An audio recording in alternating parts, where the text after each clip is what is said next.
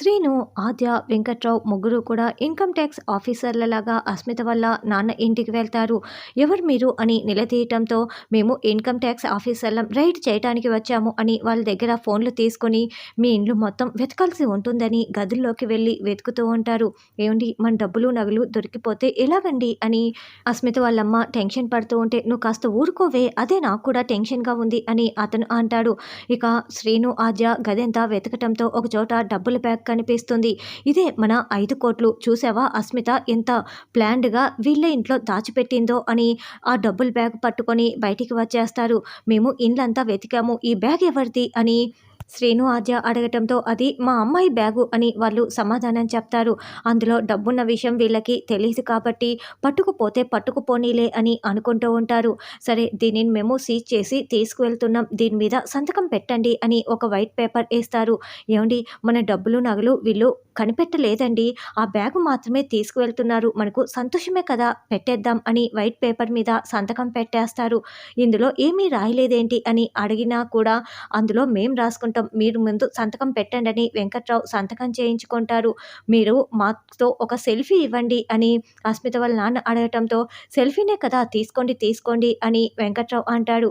అలా అస్మిత వాళ్ళ అమ్మ నాన్నతో ఆద్య, శ్రీను, వెంకట్రావు ముగ్గురు సెల్ఫీ తీసుకొని ఆ బ్యాగును పట్టుకొని బయటికి వచ్చేస్తారు. ఇప్పుడు డబ్బులైతే దొరికాయి.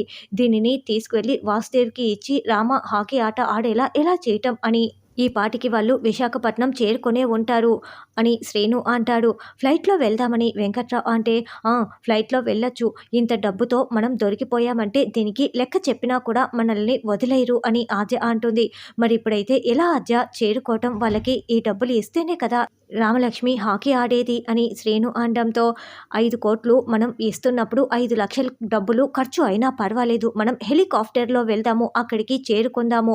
ఆట ఆడే అర్హత కూడా కావాలి అఖిలకి. ఆ అర్హత లేదు, రామలక్ష్మికి మాత్రమే ఉంది అని హెలికాప్టర్ మాట్లాడుకొని 5,00,00,000 డబ్బులు తీసుకొని గ్రౌండ్‌లో ఏడుస్తున్న రామ దగ్గరికి పరిగెత్తుకు వెళ్తారు.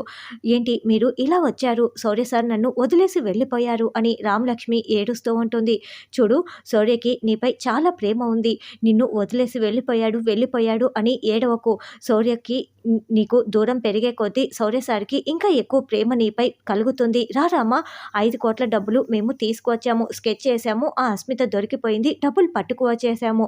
ఇప్పుడు అఖిల వాళ్ళకి ఇచ్చి నువ్వు హాకీ ఆట ఆడేలా చేస్తాను అని ఆద్య చెప్పి రామాని తీసుకువస్తూ ఉంటుంది. అప్పుడే వాసుదేవ్, అఖిల మీడియాతో మాట్లాడుతూ ఉంటారు. నా కూతురికి చిన్నప్పటి నుంచి హాకీ అంటే చాలా ఇష్టం. తన పేరు మారు మోగిపోవాలి. స్టేట్‌లోనే కాదు, నేషనల్ వైడ్‌లో కూడా నా కూతురు పేరు మారు మోగిపోవాలి అని మీడియాతో మాట్లాడుతూ ఉంటే వీళ్ళు డబ్బుల బ్యాగ్‌తో వస్తూ ఉంటారు.